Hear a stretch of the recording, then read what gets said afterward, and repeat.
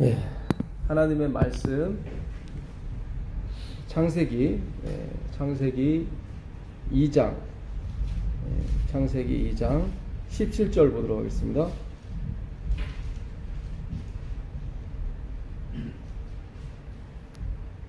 선악을 알게 하는 나무의 열매는 먹지 말라. 네가 먹는 날에는 반드시 죽으리라 하시니라.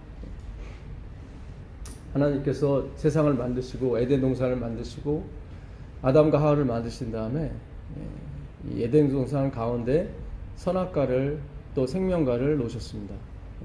그리고 네가 모든 나무의 열매는 임의로 먹되 하나만은 선악과는 먹지 말라. 네가 먹는 날엔 반드시 죽으리라 했습니다.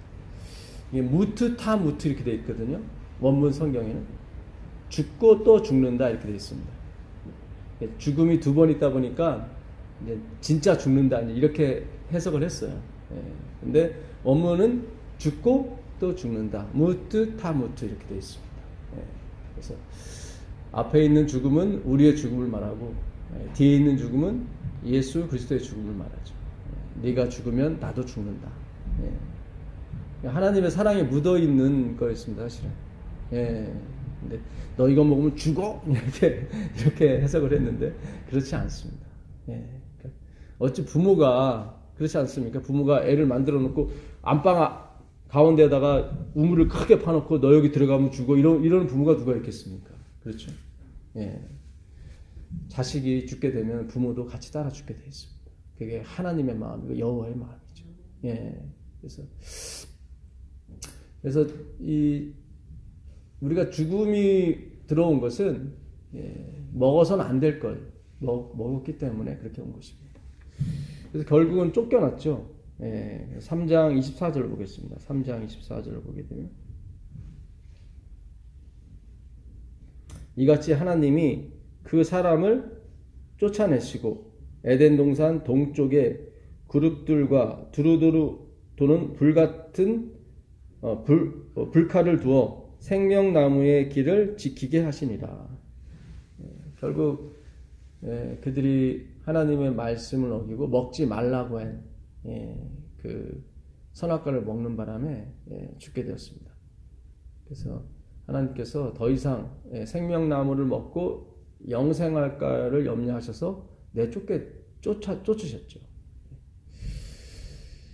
그 아담과 하와가 선악과를 먹을 때 무슨 생각이 들었을까요?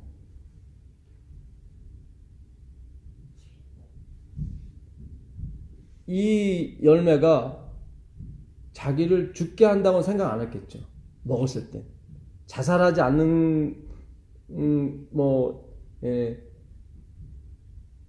하지 않는 한 그들이 이 선악과를 받아 먹었을 때는 사실 선악과는 죽는 나무잖아요. 그렇죠. 이거 먹으면 죽는 나무죠.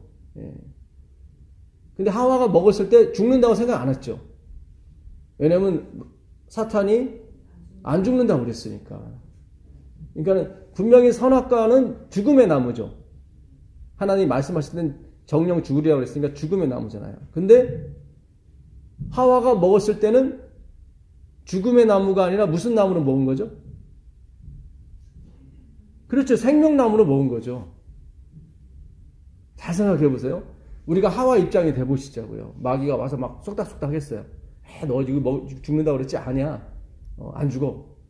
그래서 먹었단 말이지. 그럴 때는 하와가 먹었을 때는 이 나무가 사망의 나무가 아니라 무슨 나무로 여기 먹은 거예요? 생명의 나무로. 생명의 나무. 여기에 포인트가 있습니다. 여기에. 이 에덴 동산 안에 율법이 하나 있었죠. 율법이.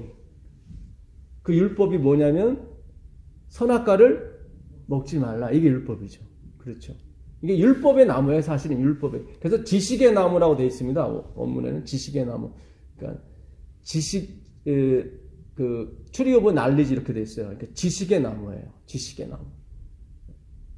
그러니까 우리가 딱 생각하면 지식의 나무니까 이거 먹으면 영생할 것 같은 느낌이 들잖아요. 근데 영생은 누구로부터만 나오냐면 하나님부터 나오거든요. 이 세상에 있는 모든 것은 다 뭐냐면 표상이에요. 해가 하나님이 아니고 해는 뭐예요? 하나님을 가리키는 표적, 표상에 불과한 거죠. 그렇죠? 그러니까 안식일이 되었든 우리가 먹고 마시는 문제가 되었든 이 모든 것은 누구를 가리키는 표적이에요? 하나님을 가리키는 표적인데 유대인들은 이 안식일이 생명을 준다고 생각했단 말이죠. 그러니까 하와도 오해를 한 거예요. 지식의 나무, 이거는 그리스도를 가리켜주는 나무죠. 그리스도를 가리켜주는 나무지 이게 자체가 생명은 없는 거죠. 그렇죠. 근데 그들이 먹었을 때는 생명나무로 착각하고 먹은 거죠.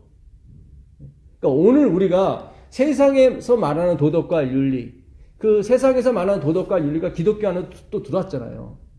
네.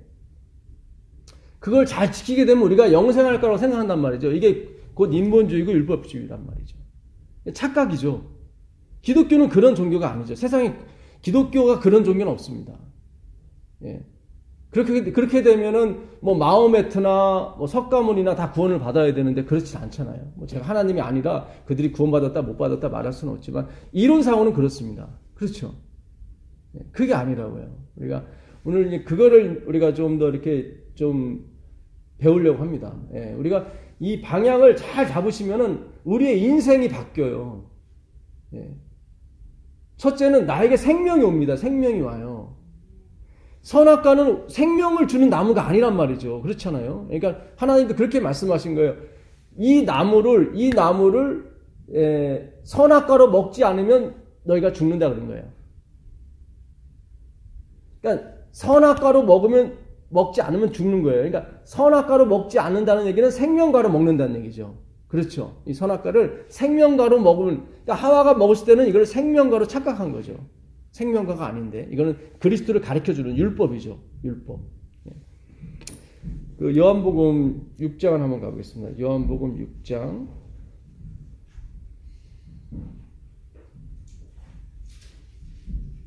요한복음 6장 50절입니다.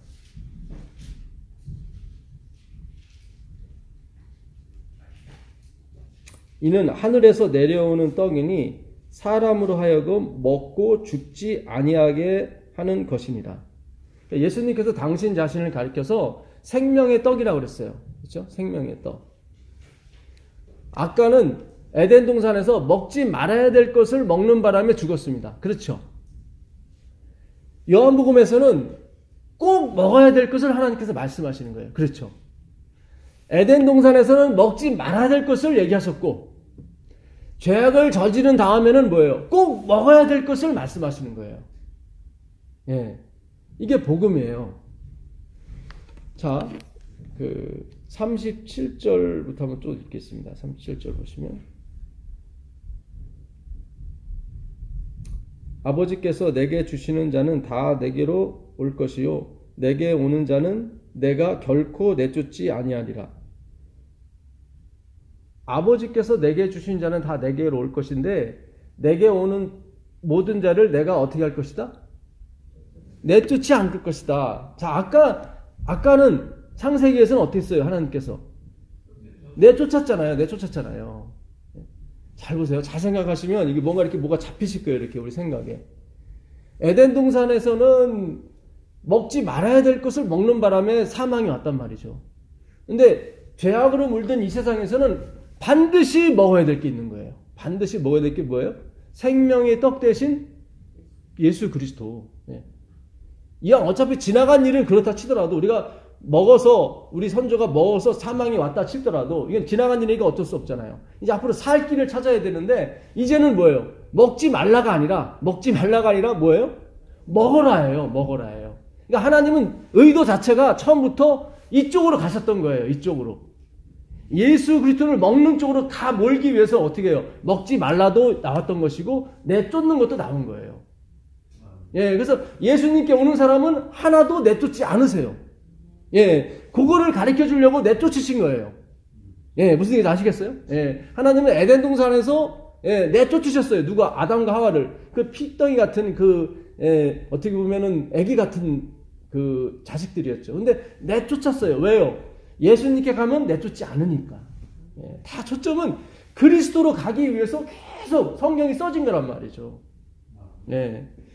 그 갈라디아서 3장 1절, 2절, 3절 보겠습니다. 갈라디아서.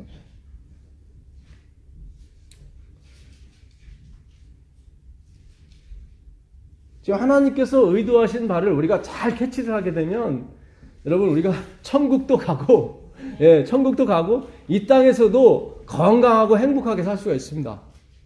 너무 좋잖아요. 이게 우리의 소망 아니겠습니까?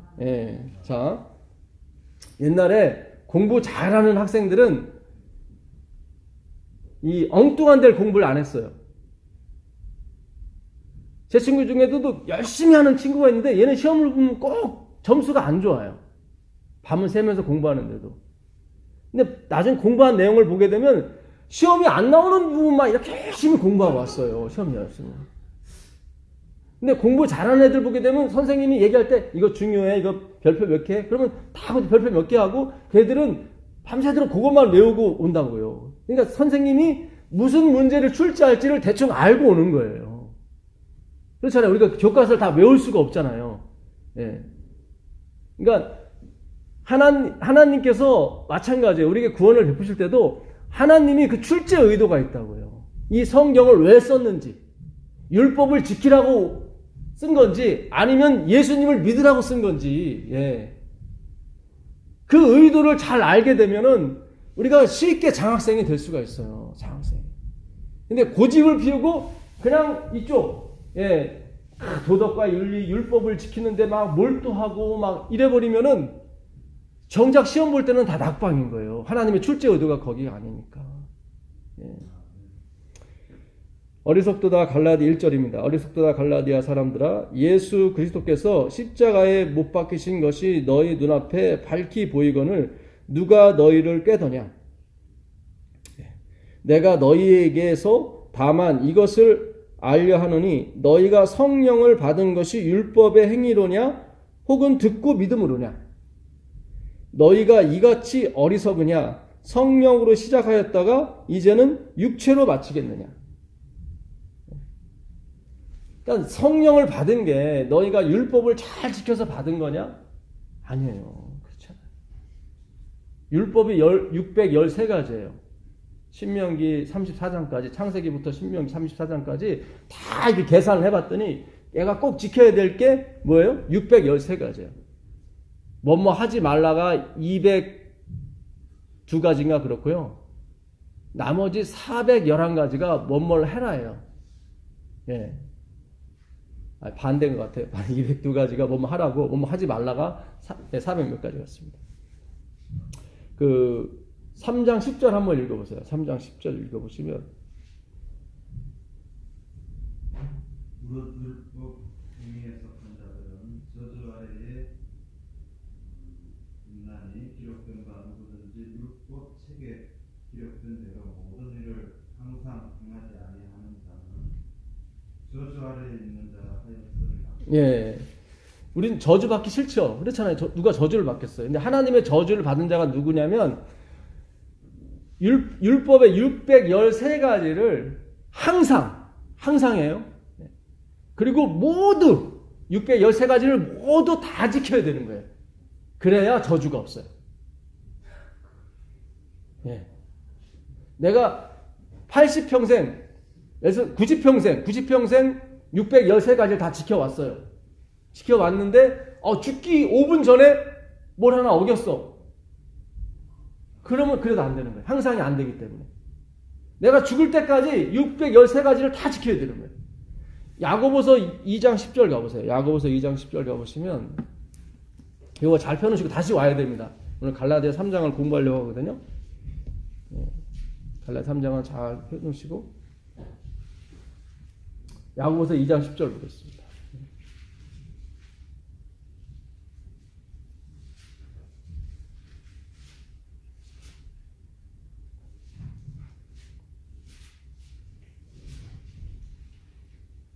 누구든지 온 율법을 지키다가 그 하나를 범하면 어떻게 돼요?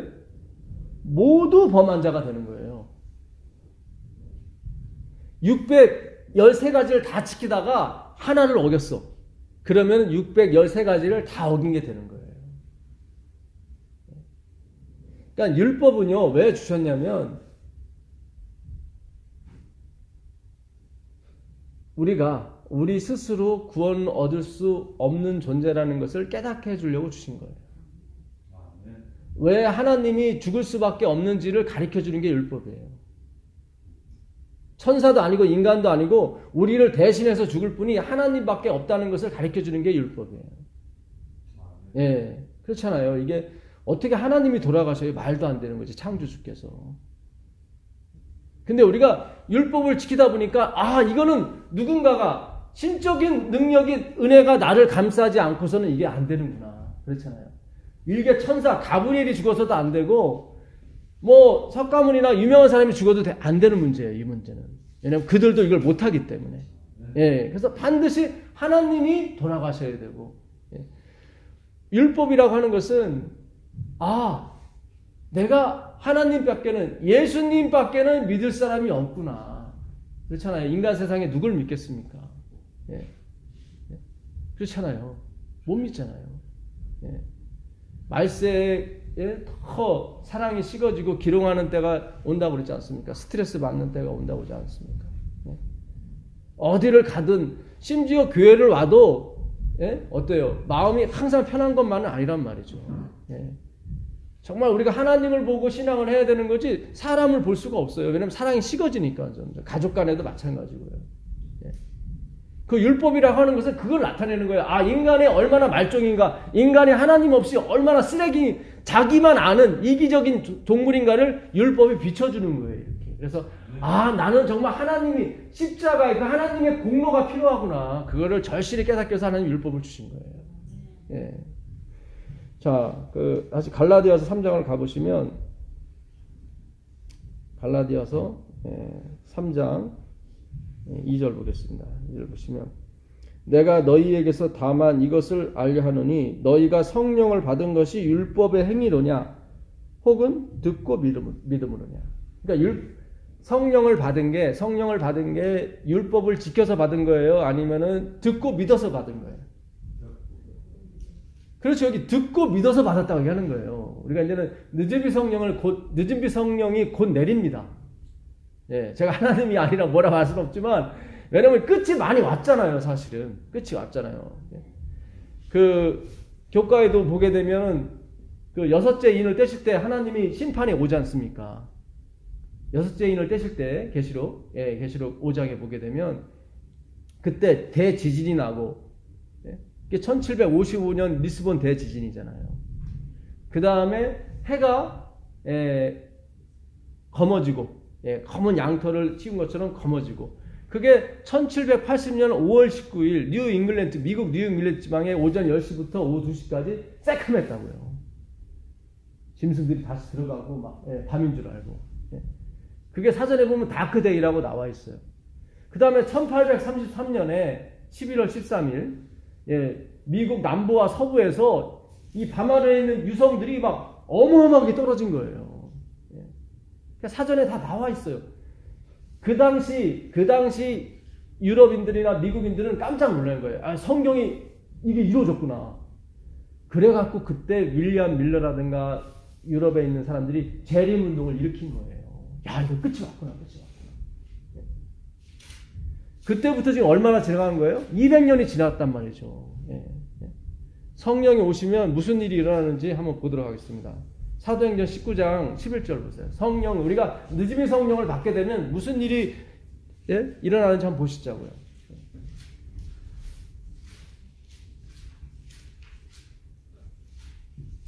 사도행전 19장 11절입니다. 하나님이 바울의 손으로 놀라운 능력을 행하게 하시니 심지어 사람들이 바울의 몸에서 손수건이나 앞치마를 가져다가 병든 사람에게 얹으면 그 병이 떠나고 악귀도 나가더라. 그러니까 이때는 우리가 받을 성령보다 절반밖에 안 받았는데도 바울의 몸에서 손수건을 갖다가 병든 사람, 38년대 일어나지 못한 사람을 얹어줬더니 그 사람이 벌떡 일어난단 말이죠. 이제 우리가 늦은비 성령을 받게 되면은 손수건을 얹지 않고 그냥 손만 얹어도 끝나는 거예요. 그냥. 그렇죠? 예. 왜냐면 하나님이, 예수님이 옳다는 것을, 오직 예수, 오직 말씀이라는 것을 증명하기 위해서는 그렇게 하나님께서 강력한 증언을 해주신단 말이죠. 표적과 기사로. 그 19절 한번 보세요. 19절을 보시면,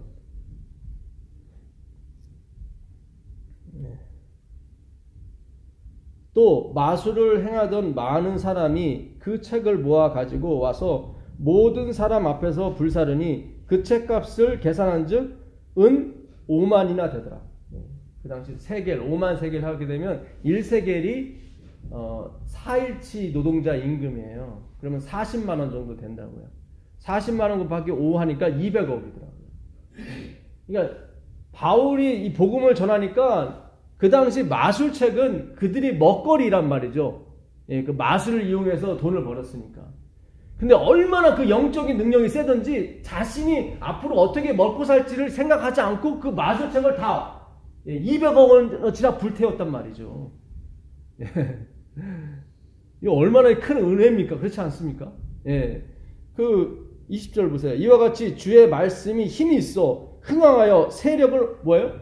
얻으니라. 예. 그러니까 이 말씀이 흥황을 해야 이런 것들이 벌어진다고요.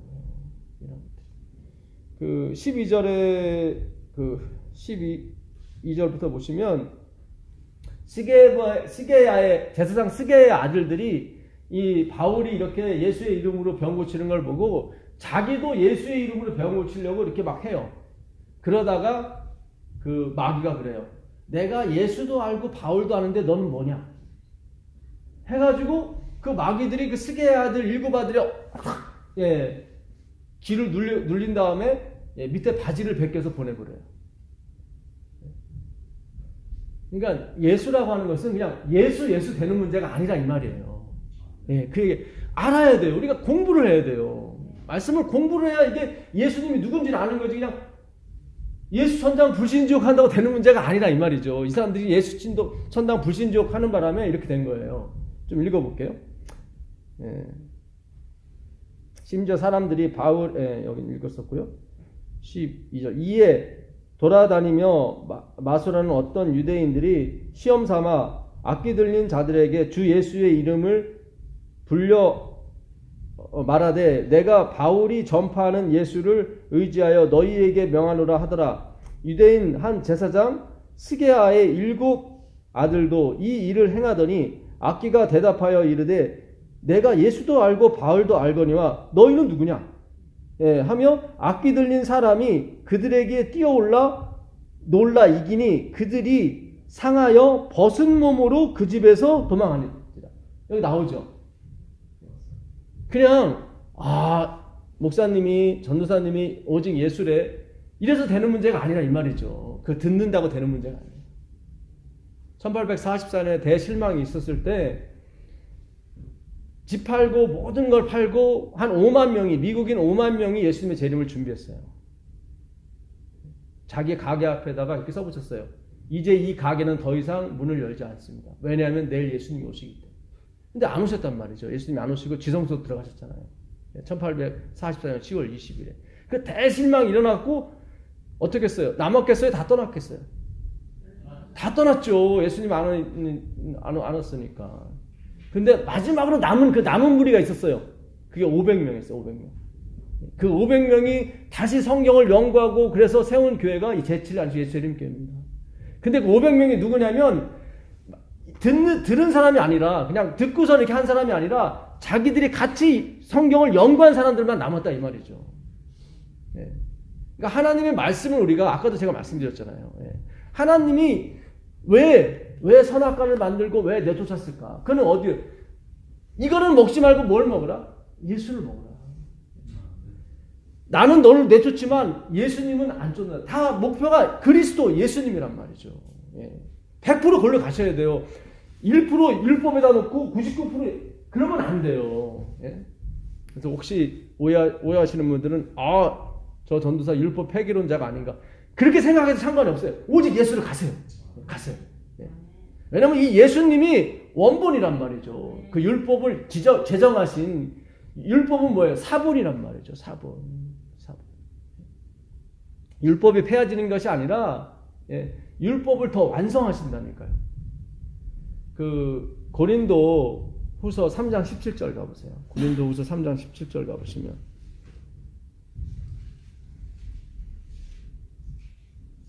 고린도 후서 3장 17절.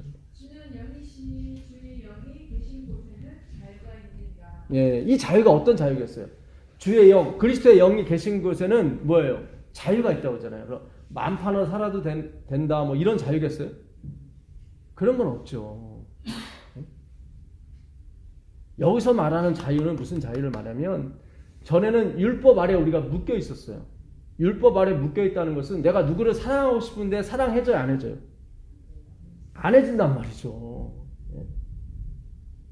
세상 사람은 물론이고, 예? 우리가 그런 말 하잖아요. 차라리 세상 사람이 더 낫다고 그러잖아요. 예? 어떤 때는. 야, 교인보다 야, 세상 사람이 더 낫더라. 예? 교인들은 서로 미워하면 끝까지 가잖아요. 미워서 막 이렇게 그러잖아요. 예? 세상 사람들은 대파 한 잔 먹으면서 풀더라도 이 교인들은 잘 그러질 않아요. 그렇지 않습니까? 예? 더 무서워요. 예? 마음은 내 이웃을 내 몸과 같이 사랑하라고 하는 말씀이 항상 있어요. 있는데 이게 안 나온단 말이죠. 근데 주의 성령이 임하시게 되면 자유하게 된다는 얘기는 그 속박에서 자유한다는 거예요. 이제는 미워하지 않고 뭐가 된다는 얘기예요. 사랑이 되기 때문에 그 미워하지 말라는 그 율법에서 우리가 자유롭게 된다 이 말이에요. 그 얘기를 하는 거예요 지금. 내가 그렇게 사랑하고 싶었던 것이 안 됐는데 주의 영이 함께 하시면 된단 말이죠. 그래서 우리가 예수님의 재림을 기다리고 성령을 기다리는 거 아니겠습니까?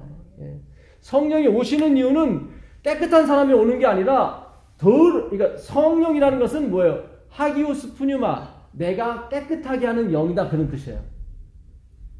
그러면 누구한테 와야 돼요? 깨끗한 사람한테 와야 돼요? 더러운 사람한테 와야 돼요? 그렇죠. 왜냐하면 이름 자체가 내가 깨끗하게 하는 영이니까. 그렇잖아요. 아, 주님 저는 다 깨끗해졌어요. 저한테 오세요. 그러면 낙서하고 다 갖고 왔는데 성령님께서 청소하려고 보니까 다 깨끗해. 그러면 성령님 들어갈 필요가 없죠. 야, 깨끗한데 내가 필요 없네. 다른 데 가신단 말이죠. 쉽게 말하면 제가 이해하기 쉽게 말씀드리는 거예요. 그러니까 하나님이 오신 이유는 뭐예요? 이 세상을 구원하시려고 오신 것이지 이미 구원받을 조건이 됐기 때문에 오신 게 아니라 이 말이죠. 그래서 내가 목마른 자들아 다 내게로 오라 그랬잖아요. 값도 없이 돈 없이 와서 마시라 그랬잖아요. 그 값도 없이 돈도 없이는 하나님이 공짜로 주겠다는 얘기가 아니라 공짜는 없어요. 세상에. 공짜가 어디 있습니까? 근데 그 어마어마한 그 은혜를 우리가 갖고 있는 행위나 어떤 마음으로나 돈으로 살 수가 없어요.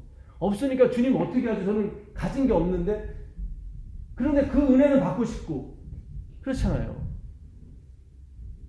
너 통장에 돈 있잖아. 돈 가지고 어떻게 성령을 사냐? 못 사죠. 그렇지 않습니까? 그때 부르짖는 거예요. 주님 저는 없습니다. 저는 가지고 있는 게 없다고. 그때 하나님이 불쌍히 여기서 그냥 돈 없이 값 없이 가져가라고 하는 거예요. 그렇게 얘기하는 거지 야 공짜래 그냥 가져가면 되는데 그런 게 아니라니까요. 주님 저는 그거를 살 수 있는 그런 가치 있는 것이 없습니다. 그런 사람들한테 그냥 주는 거예요. 하나님께서. 그래서 오늘 우리가 율법을 주신 목적은 우리로 하여금 그 현실을 우리가 알게 해주는 거예요. 아 나는 거지구나. 나는 없는 자구나. 우리가 몇십 년 신앙생활 해봤잖아요. 이대로는 안 돼. 어떻게 이대로 천국을 갑니까? 세상 사람보다 사랑을 더 못하는데. 그렇지 않습니까? 불교인들은요, 보시라고 그래가지고 자기가 이렇게 누구 도와주면 절대로 드러내면 안 돼요. 그 불교 경전에 이렇게 나와 있어요. 첫 번째가 그 보시예요, 보시. 내가 남한테 자비를 베풀었으면 절대로 입 밖에 내면 안 돼요. 인욕이라고 그래가지고 남이 자기한테 계속 욕을 하죠. 그럼 꼭 참아야 돼. 그게 또 하루 이틀 가면 안 돼. 정진이라고 그래가지고 계속 가야 돼. 계속. 반야신경 1조 1항에 나오는 거예요. 지금 제가 드리는 말씀. 불교인들 보세요. 내세우지 않잖아요. 그렇죠? 근데 교회는 어때요? 뭐 착한 일 하면 막 여기 신문에도 내고 저기 신문에도 내고 막 내잖아요. 그렇잖아요. 예? 그러니까 이게 오히려 불교가 기독교보다 더 아주 제대로 가고 있어요, 사실은. 근데 결정적인 게 있어요. 결정적인 게 있는데 뭐가 있냐면 그 보시와 인욕과 정진, 지계를 다 자기가 해야 돼요. 자기가. 기독교는 예수님이 해주시고 그걸 전가시켜 주는 거예요. 옛날에 할머니가 그 손자가 잘 못 씹으니까 할머니가 입으로 다 씹은 다음에 넣어주잖아요. 그렇죠? 예. 요즘 며느리들은 아유 어머니 더러워요 그러잖아요. 근데 옛날에 다 할머니들이 그렇게 했다고요. 그렇지 않습니까? 그렇게 해서 손자 손 저도 그렇게 키워줬고 우리 할머니가 입을 씹어가지고 다 씹어서 넣어줬단 말이죠. 그게 그리스도의 십자가란 말이죠. 그것이. 근데 나는 씹을 수 있어요. 주님 이제는 저한테 상급 주세요. 이러면 못 가요, 천국을. 이러면 구원도 없을 뿐더러 이 땅에서도 고생하다가 구원받지 못한다고요. 우리가 이제 진짜 오직 예수님께로만 가야 돼요. 그러면 바뀌어요. 우리의 인생이 바뀌고 우리의 삶이 바뀌고 우리 신앙이 바뀐다고요. 내 가정이 바뀌고요. 자, 갈라디아서 3장 좀 더 보겠습니다. 갈라디아서 3장 15절부터. 그래서 아까도 갈라디아서 3장 2절에 보게 되면 율법의 행위로 성령을 받은 게 아니라 듣고 믿는 거죠. 지금 여러분이 들으시는 거죠. 이걸 듣고 믿으시면 되는 거예요. 네, 듣고 믿으시면 되는 거예요. 거기에 행하는 건 없죠. 그렇죠. 듣고 뭐 하는 거예요? 믿는 거예요. 예. 자, 갈라디아서 3장 15절부터 보도록 하겠습니다. 형제들아 내가 사람의 예언대로 말하노니 사람의 언약이라도 정한 후에는 아무도 더하거나 하지 못하느니라. 이 약속들은 아브라함과 그의 자손에게 말씀하신 것인데 여럿을 가리키고 그 자손들이라 하지 아니하시고 오직 한 사람을 가리켜 내 자손이라 하셨으니 곧 그리스도이니라. 내가 이것을 말하노니 하나님께서 미리 정하신 언약을 430년 후에 생긴 율법에 폐기하지 못하고 그 약속을 헛되게 하지 못하리라. 만일 그 유업이 율법에서 난 것이면 약속에서 난 것이 아니니라. 그러나 하나님의 약속으로 말미암아 아브라함에게 주신 것이라. 그런데 율법이 무엇이냐? 범법함으로 더하여진 것이라. 천사들을 통하여 한 중보자의 손으로 베푸신 것인데 약속하신 자손이 오시기까지 있을 것이니라. 네, 그 중보자는 한편만 위한 자가 아니나 하나님은 한 분이시니라. 이게 좀 난해절이에요. 그동안 이걸 해석이 잘 안 됐어요. 저도 저희 교단에 한 30년 가까이 있었지만 물론 이거를 또 제대로 말씀하시는 분도 있었겠지만 제가 듣기로는 지금까지는 없었어요, 사실은.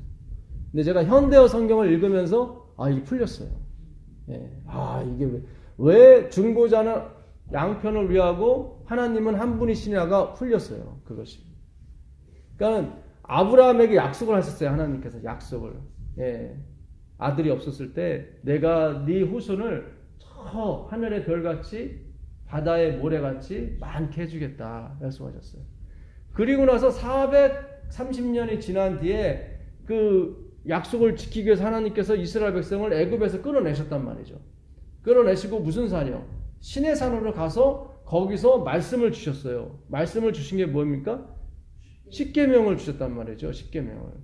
근데 그 430년 된 그 십계명이 뭐를 폐기하지 못한다고 얘기하면 하나님이 아브라함에게 주신 약속을 폐하지 못한다고 나오는 거예요. 그 율법은 그 십계명은 더해준 거예요. 덤 아시죠? 덤. 뭐 물건 사면은 이게 덤으로 더 주잖아요. 그렇죠? 그 율법은 덤이라 이거예요. 덤이다. 이러니까 바울이 막 몰매 맞을 뻔했죠. 유대인들은 율법하면 뭐였어요? 생명과 같은 것인데 이걸 덤이라고 해버리니까 막 화가 머리끝까지 난 거예요. 바울한테. 지금도 마찬가지예요. 지금도. 우리가 얼마나 율법에 이렇게 쩌들었는지 제가 이렇게 이 복음을 이렇게 말씀드려도요, 이것이 들어오기까지 상당한 시일이 걸리더라고요. 저 자신도 마찬가지였고, 저도 예수님으로 인해서 구원을 받는 줄 20년 만에 안 거예요. 제가 신학과를 다녔는데도 불구하고 20년 만에. 예. 아직까지도 그 율법의 그 끈이 아직도 저를 이렇게 계속 따라와요. 예. 제 딸을 혼자 놔두고 저희 부부가 어디 여행을 갑니다. 딸아이다 보니까 이렇게 엄마 아빠가 없을 때 항상 조심해서 지켜야 될 것을 한 10가지는 냉장고에다 써놓고 가겠죠. 절대로 집안에 남자를 들여서는 안 된다. 그리고 아침에는 꼭 밥 먹고 학교 가라. 아침에 6시에 일어나라. 자명종은 꼭 너 베개 옆에다 두고 자라. 안식일에는 어디를 가라? 교회를 가라. 이렇게 뭔가 써놓고 아닙니까? 엄마가 없을 때는 이 써놓은 게 엄마가 되는 거예요. 그렇죠? 예. 근데 엄마가 다시 왔어. 엄마가 다시 왔으면 이게 필요해요? 안 필요해요? 안 필요하죠. 그렇다고 해서 이걸 없앤다고 해서 그 내용까지 없어지는 거는 아니죠. 왜냐면 그 엄마가 이걸 써놓은 원본이기 때문에 이걸 없애도 이게 없어진 것이 아니라 이게 엄마 마음속으로 그냥 있는 거죠. 그렇죠? 예. 그래서 이제는 엄마 없을 때는 나 혼자 일어나기가 어려웠죠. 밥 차려 먹기도 힘들었는데 엄마가 오니까 걱정 안 해도 돼요. 이제 아침에 6시에 일어나는 것도 문제 없고 뭐 다 문제 없어요. 그렇지 않습니까? 그 얘기를 하는 거예요. 지금 바울이. 그 얘기를 하는 거예요. 네가 엄마 없이 살 때 얼마나 힘든지를 한번 보라고 엄마가 써놓고 간 거예요. 예? 무슨 얘기 아시죠? 예, 우리가 애들 군대 보낼 때도 마찬가지잖아요. 가서 너 자식 사람 돼서 오라고 우리 많이 보냈잖아요. 옛날에. 그렇죠? 예, 사람 돼서 보내라고. 예. 저도 군대 갔을 때 엄마가 사람 돼서 오라고 막 안식 있게 다니고 막 안식일 지킨다고 그러니까 부대장한테 사람 좀 만들어서 좀 보내달라고. 그때 제가 안식일에 훈련받지 못하겠다고 그랬더니 어머니한테 전화를 했어요. 부대장이. 얘 이러면 영창 간다고. 그때 어머니가 영창 보내시라고. 그러니까 부대장이 더 놀래요. 네. 근데 하나님이 안 보내시더라고요. 네, 참 신기하게 하나님이 안 보내시더라고요. 네. 제 앞에 여호와 증인은 가더라고요. 네, 거기는 집총을 거부하니까. 바로 집차분해서 태블에서 그냥 보내더라고요. 근데 저도 영창까지 가긴 갔어요. 네. 근데 거기서 하나님께서 막으시더라고요. 예. 마지막으로 할 말이 없냐고 그러더라고요. 가기 전에. 그래서 제가 거기서 한 3분간 얘기를 했어요. 내가 명령 불복종이 아니라 여러분들이 명령 불복종이라고. 내가 여기 들어가는 것은 사령관의 말을 듣지 않았기 때문에 들어가는 거지만 그 사령관의 사령관이 계시다. 그분이 하나님입니다.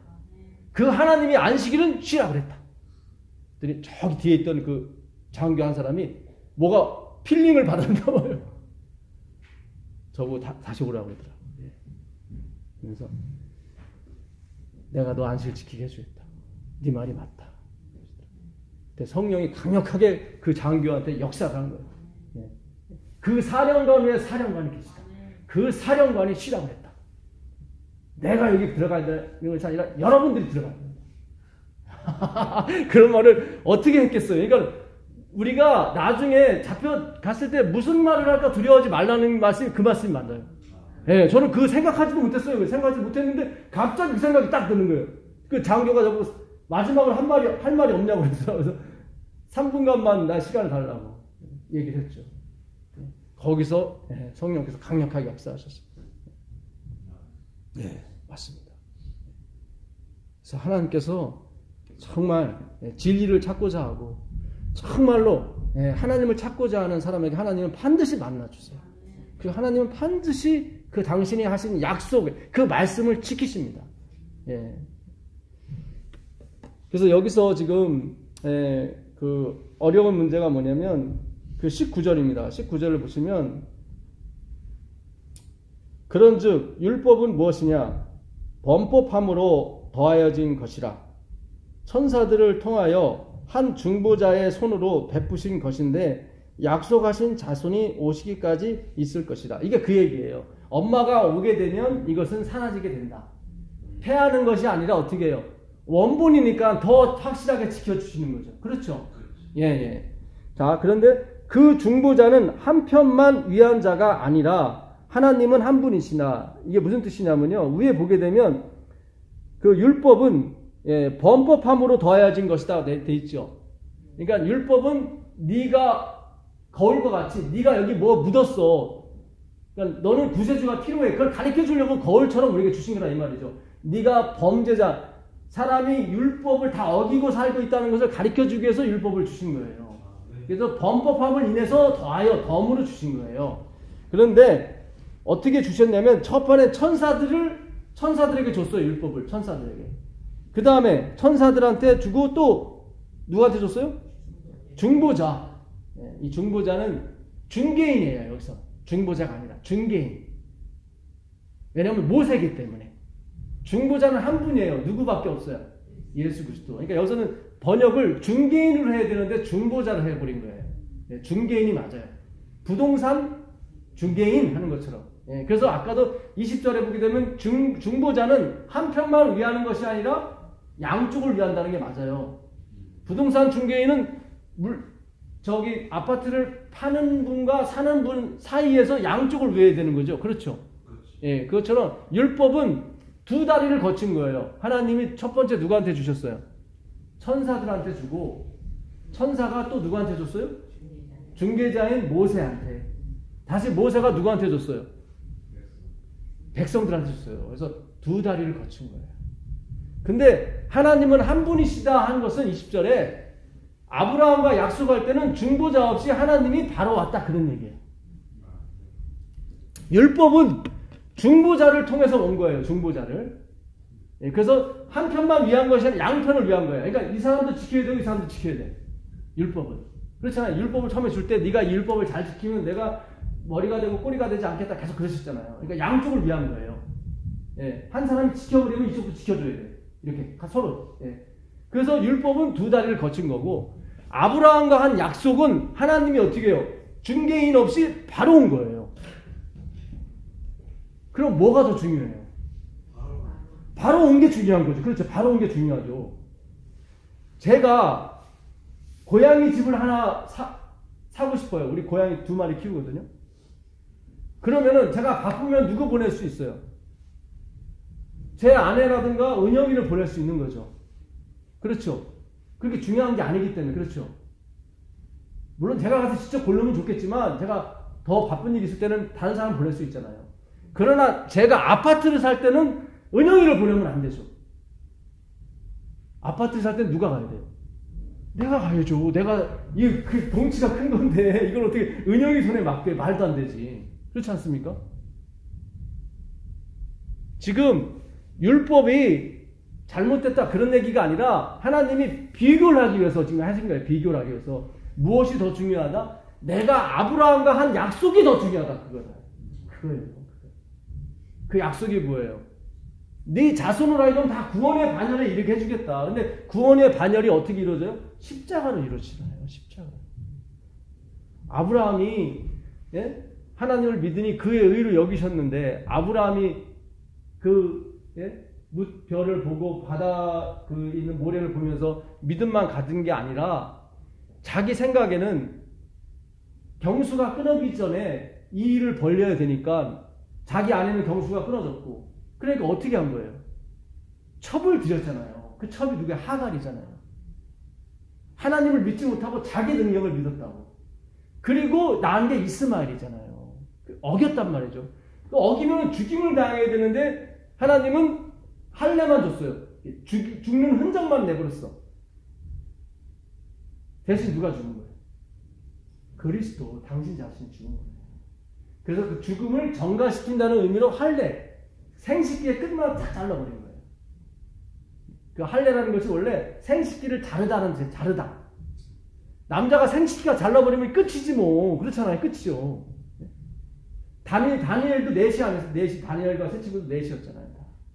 그들이 희망이 뭐가 있겠어요? 그렇잖아요. 하나님밖에 희망이 더 있었겠어요? 우리가 이렇게 아브라함이 죄를 지을 수밖에 없었단 말이죠. 자기 능력을 하려고 이스마엘을 낳았잖아요. 그래서 하나님이 대신 돌아가신 거예요. 대신 돌아가시고 그 죽음의 흔적을 누구에게 남긴 거예요? 아브라함에게 남긴 거예요. 할례를 주고. 근데 할례를 받아버리면 남자는 더 좋아요. 남자가 할례를 못 받게 되면 여인에게 자궁압이 많이 생겨요. 근데 할례를 받으면 부부 생활도 좋아지고 자궁암도 없어집니다. 그래서 유대인들에게는 자궁암이 없잖아요. 네. 그러니까 하나님의 십자가는 너무 좋은 거예요. 이게 우리에게 큰 은혜와 은혜를 주신 거예요. 사실은 이게 아브라함과 맺은 약속이란 말이죠. 근데 이 하나님의 희생, 그 엄마의 희생을 제대로 알아주기만 하면 좋은데 알아주지 않는단 말이죠. 내가 왜 죄인이에요? 내가 왜 그게 필요해요? 이렇게 나온단 말이죠. 그래서 율법을 준 거예요. 율법을. 원래는 이걸 다 지켜야 너희가 이걸 얻을 수 있고 생명을 얻을 수 있다. 이걸 한번 줘본 거예요. 이게 얼마나 어려운지를. 군대를 보낸 거죠. 한마디로 군대를. 군대 가보니까 엄마가 해준 밥이 정말 맛있고 정말 괜찮구나. 이걸 깨닫는 거예요. 군대 가기 전에는 엄마가 5,000원 주면 이게 뭐야 그랬었는데 군대 가서 고생을 해보니까 땅 파서 5,000원 나와요? 안 나온단 말이죠. 야, 5,000원이 이렇게 중요한 거구나. 이제 엄마가 주는 용돈의 가치를 알게 된 거죠. 그렇죠? 예, 그게 율법의 역할이라 이 말이죠. 그래서 그거를 몽학선생이라고 하는 것입니다. 24절 한번 읽어보겠습니다. 24절. 이같이 율법이 우리로 그리스도께로 인도한 초등 교사가 되어 우리로 하여금 믿음으로 말미암아 어렵다 함을 얻게 하려 합니다. 예, 전에 성경은 몽학선생으로 나왔는데요. 그 몽학선생은 서당과 집을 이렇게 그 주인집 아들을 데려오고 데려가는 역할만 합니다. 데려오고 데려가. 가르치지는 못해요. 그러니까 율법을 우리에게 가르쳐 주는 게 아니에요. 율법은 우리에게 능력을 주는 게 아니란 말이죠. 단지 무슨 역할이요? 십자가의 은혜가 얼마나 큰지를 깨닫게 해주는 거예요. 내가 40년, 50년 믿어봤는데 안 변해요. 근데 이제는 예수님만 쳐다보게 되면 변해요. 네. 우리가 사랑할 수가 있고 우리가 봉사할 수 있고 헌신할 수가 있어요. 헌신하면서도 나를 내세우지 않게 돼요. 예. 왜냐하면 그 받은 바 은혜가 너무 크기 때문에 우리가 이렇게 가야 재림 사업이 마무리가 됩니다. 예. 근데 내가 헌신했다고 이렇게 막 동네방네 소문내고 이래버리면 하나님의 십자가는 절로 사라져버리고 나만이 드러나게 돼요. 하나님은 그래요. 네 상을 네가 받았다고 그래요. 예. 그렇게 해서는 재림 사업이 끝나질 않아요. 예. 우리가 나로부터 나오는 것이 아무것도 없다고 내가 느끼고 느껴야 돼요. 그래야만 십자가를 쳐다보게 되고 그래야만 율법에 더 이상은 이렇게 막 몰두하지 않고 그리스도에게만 몰두하게 되어 있습니다. 네, 그래서 예수님께서 창세기 때부터도 그렇게 하신 거예요. 씨 가진 채소, 씨 맺는 열매 맺는 나무를 먹으라, 그것만 먹고 살아라 했을 때도 그 씨가 그 제라라는 히브리어인데 그 자손이라는 뜻이에요. 자손. 예, 그 자손은 누구를 가리키냐면 예수 그리스도를 가리키는 거예요. 아까 장로님이 읽으셨을 때 3장 그 16절에 여럿을 가리켜 네 자손 들이라 하지 아니하고 하나를 가리켜 자손이라 하셨으니 곧 누구예요? 예수 그리스도라. 예. 그래서 하나님은 태초부터 우리가 먹어야 될 양식이 무엇인지를 누구만 바라보고 살아야 되는지를 가르쳐 주신 거예요. 그러니까 우리가 내가 그러면 안식일 지키는 건 뭐고 이건 뭡니까? 그거는요 그분이 말씀이기 때문에 그분을 받아들이게 되면 그분이 이루어 가세요. 그분이 만들어 가세요. 이렇게. 우리의 인생을 만들어 가는 거죠. 걱정하지 마세요. 그런 부분에 걱정하지 마시고 오직 하나님은요 재림교회 계명을 지키는 교회를 통해서 이 믿음으로 말미암는 의가 나가도록 계획하셨다 이 말이죠. 예, 그래서 우리가 철저하게 이제 일요일교인 일반 개신교보다 더 예수 하셔야 돼요. 오직 예수. 예, 율법이 아니에요. 오직 예수. 예. 하나님은 이 하나님의 계명을 지키는 사람을 통해서 예수 믿음을 증거하기를 원했단 말이죠. 그러나 계명 지키는 게 구원받는 건 아니란 말이죠. 저도 안식일을 그렇게 지켜봤지만 안 변해요. 안 변해요. 목숨 내놓고 지켜봤지만 안 변해요. 안식일이 나를 인도하는 게 아니에요. 여러분. 제가 해봤잖아요. 저도 해봤잖아요. 장로님도 항상 내가 해봤다고 13년간 해봤다고 그러는데 저도 마찬가지로 해봤습니다. 안 변합니다. 오직 예수님에 의해서만 변해집니다. 믿게 되기를 간절히 축원합니다. 400